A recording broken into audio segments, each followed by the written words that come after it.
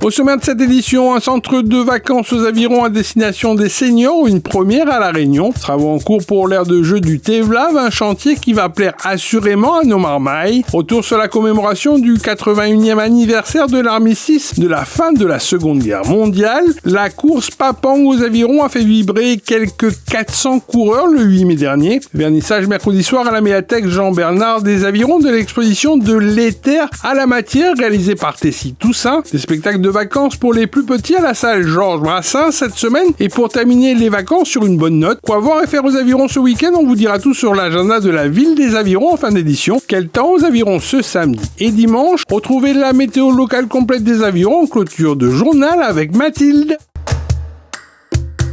Et c'est parti pour une première sur La Réunion avec du 5 mai jusqu'au 13 mai. L'organisation par le CCAS de la ville des Avirons et de son pôle senior d'un centre de loisirs à destination des seniors de la commune. La mise en place de ce centre de loisirs adapté à l'épanouissement de nos seniors joue ainsi un rôle crucial dans le maintien de la qualité de vie de nos aînés aux Avirons. Sorties à Silaos et sorties cinéma ont notamment rythmé le programme de cette semaine de vacances. Ce qu'il faut rappeler également, c'est que le centre de loisirs senior Antil Ambiance Gramoun a commencé depuis le 5 et il va terminer ce mercredi 13. Aujourd'hui, nous sommes au niveau de la maison de quartier du Ruisseau pour pouvoir profiter d'un temps intergénérationnel entre le centre de loisirs senior Antil Ambiance Gramoun et le centre ado. Ce matin, donc, il y aura plein de mini-ateliers. On a des jeux qui ont été mis en place par nos animateurs, que ce soit des animateurs du centre ado comme les animateurs du pôle senior, donc comme le souffle du champion. Il y a également le jeu du Lego centrique, c'est des petits jeux d'équilibre. Donc pour pouvoir faire tous ces petits jeux, donc on a créé des petits groupes qui mélangent nos seniors et les ados pour justement aider nos ados à se sensibiliser à ce public qui a besoin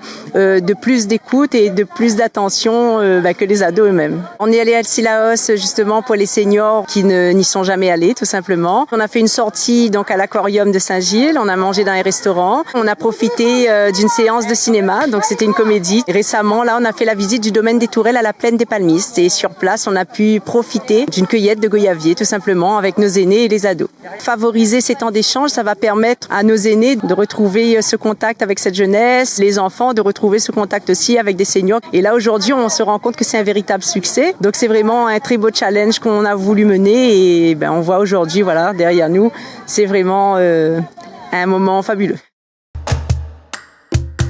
En ce début de mandature, la ville des Avirons poursuit en mai 2026 son développement dans la partie haute de sa commune, avec l'aménagement notamment d'une aire de jeu, l'aire de jeu du Tevlav, financée à 80% par le FEDER pour un coût total de 1 127 000 €, offrira ainsi aux familles une place conviviale dotée d'une fontaine et de plusieurs structures de jeu pour enfants dès 2 ans. Le projet intègre également des aménagements inclusifs, toilettes et autres stationnements adaptés au PMR, ainsi que des espaces végétalisés agrémentés d'arbres endémiques. Là, les travaux sont en cours pour le futur aire de jeu.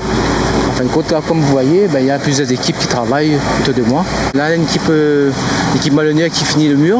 Il y a une équipe aussi qui finit l'anneau central, c'est-à-dire le remblayage du 080 et même 030.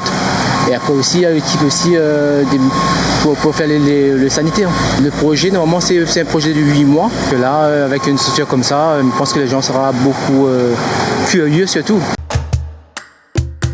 Le vendredi 8 mai 2026 a été célébré le 81e anniversaire qui commémorait l'armistice de la fin de la Seconde Guerre mondiale et la victoire des Alliés sur la barbarie nazie. Le monument aux morts des Avirons a accueilli élus du conseil municipal, anciens combattants et militaires d'Active. Le chant des partisans, symbole de la résistance française face à l'occupant, a aussi résonné. La commémoration du 8 mai est également l'occasion de rendre un hommage à l'engagement des militaires morts pour la France, pour la nation et la République. Ce matin ici, donc les Avironnais ont répondu présent et ont fait le maximum aux Avirons pour que donc nos enfants, nos élèves, nos Gramounes et nos anciens combattants se retrouvent tous ici donc pour justement commémorer et surtout ne pas oublier cette date importante dans l'histoire de la France. Alors, ce qui est important dans le cadre de cette mobilisation de la population, c'est qu'on a mis l'accent notamment sur un conseil municipal des enfants.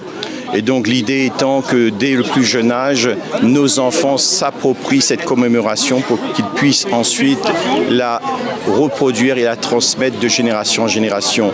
Et quand les enfants sont concernés, sont touchés, les familles suivent bien sûr. Voilà l'idée de cette mobilisation. 2, 1, top. La 13e édition de la traditionnelle course Papang s'est déroulée le vendredi 8 mai dernier. Ce trail de 20 km à réaliser en boucle a réuni quelques 400 coureurs sur les voies et sentiers de la commune des Avirons et la forêt de l'étang salé en passant par la plage de Bois-Blanc avec un départ et une arrivée sur le stade de foot Grand Jeu au complexe sportif des Avirons. La course avec un dénivelé positif de plus de 800 mètres a une nouvelle fois remporté un vif succès. La course Papang, c'est un parcours un peu mixte. La première partie est plutôt côté trail et après la deuxième partie est côté route.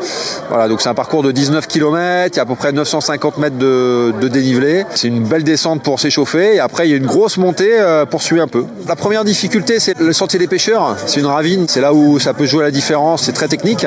Après il y a la partie sable sur la plage des Étangs Salés, c'est très varié en fait au niveau des parcours. Donc il y a la partie sable donc, qui va rejoindre la ravine Mula. Donc là pareil, c'est assez technique parce que le sable c'est mou, c'est physique. Et après, effectivement, il y aura la partie côte. On attaquera du bitume et ça sera côte, mais très physique. En effet, cette course, elle existe depuis pas mal d'années et elle a connu toujours un vif succès. Et là encore, avec 450 inscrits, c'est une belle course. Je voudrais apporter mon soutien à tous les coureurs parce que ça va pas être facile. Je souhaite une belle course en tous les cas et à l'arrivée, tout à l'heure, on les attend.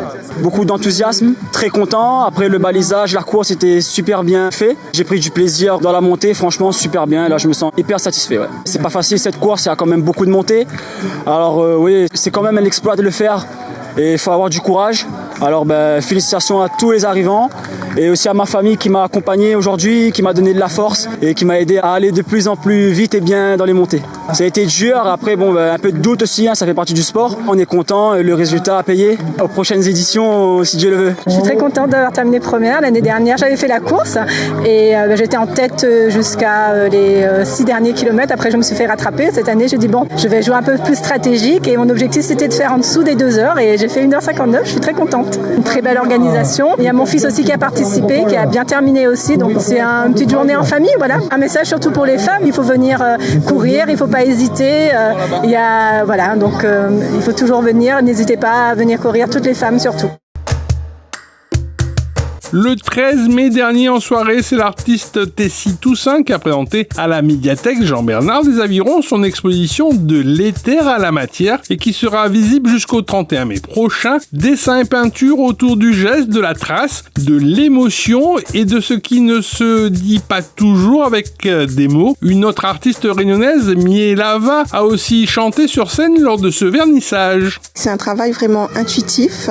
Donc j'ai commencé une thérapie un petit moment déjà.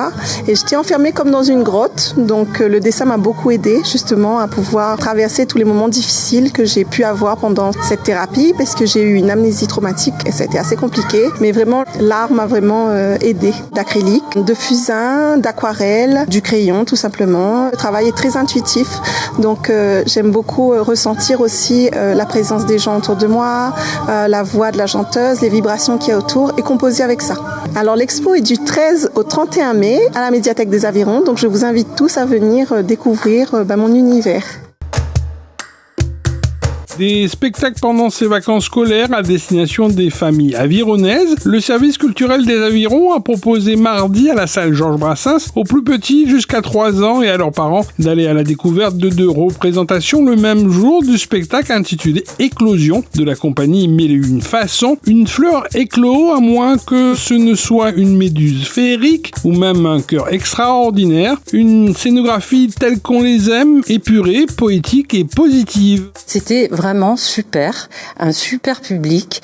Ils étaient en même temps très attentifs. C'est un spectacle aussi qui a la particularité de les faire intervenir au niveau de la manipulation. C'est pas un spectacle, on va dire, interactif dans la parole. Il y a très peu de paroles dans ce spectacle. Mais par contre, il y a des moments où je fais passer des matières. Ils font des cabanes avec des tissus et de la manipulation aussi sur scène à la fin. Ils viennent décorer l'arbre, etc. Ce qui est super et qui n'est pas facile dans ce spectacle, c'est d'avoir des moments où ils sont en action et qui reviennent pour les moments de spectacle. Et là, c'était vraiment impeccable. Un petit gling-gling avec le chime et hop, il se calmait, il voyait qu'il y avait autre chose qui allait se passer. Donc, c'était vraiment un super moment. Large victoire le week-end dernier pour les joueurs de l'Olympic Club des Avirons qui l'emportent à l'extérieur face à la formation de Chambord sur le score de 6-0. Un succès ô combien important qui permet aux hommes de Samuel Leveneur de continuer à jouer le haut du tableau de ce championnat de régional de Poula à quelques longueurs seulement du leader Saint-Pierrois de la Ravine Blanche. Mercredi soir aussi, la compétition n'a pas souri par contre à l'OCA après avoir défait un club de l'élite régionale en Coupe de France. Au tour précédent, les joueurs de Samuel Leveneur ont mené au score 2-0 avant de s'incliner au tir au but face aux joueurs de Régional 1 de Bagatelle Sainte-Suzanne. C'est un match de Coupe de France. Très beau match de Coupe de France devant une équipe de R1 encore, FC Bagatelle. C'est un match à jouer, un match où on verra aussi où on en est dans la saison. C'est un match tactique, c'est un match avec du public, donc ça fait plaisir de jouer ce genre de match. Ça fait toujours du bien à un groupe, à n'importe quelle équipe, d'avoir ses supporters derrière eux. Ça peut être que bénéfique et ça peut que faire du bien au moral. On a le 13e homme avec nous, qui est très très important. À l'extérieur, souvent c'est plus compliqué. Et là, c'est beaucoup mieux. On connaît notre terrain, on connaît tous les tenants et les aboutissants de chez nous. Ça sera un très beau match, comme je dis, très disputé et peut-être même compliqué. On va s'attendre à du beau jeu et j'espère beaucoup de buts et on verra la suite.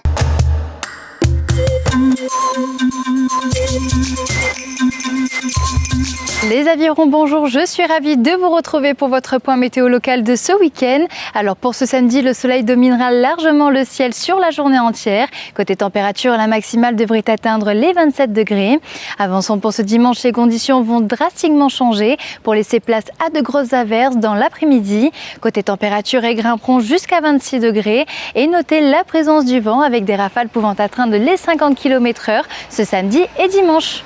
Et maintenant, passons du côté des idées de sortie pour ce samedi matin. N'oubliez pas votre traditionnel marché forain de la ville des Avirons, prévu sur le parvis de la mairie à partir de 6h jusqu'à 13h.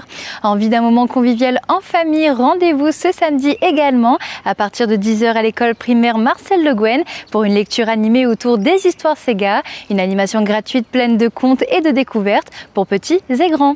Enfin, pour ce dimanche, n'oubliez pas votre rendez-vous de danse en ligne qui se fera à l'école Paul Hermann à partir de 9h jusqu'à 18h. Et cette fois-ci, un repas partage sera prévu dès midi. Je vous souhaite de passer un agréable week-end et je vous donne rendez-vous la semaine prochaine pour suivre toute l'actualité de votre ville. Ville les Avirons, vers un territoire durable.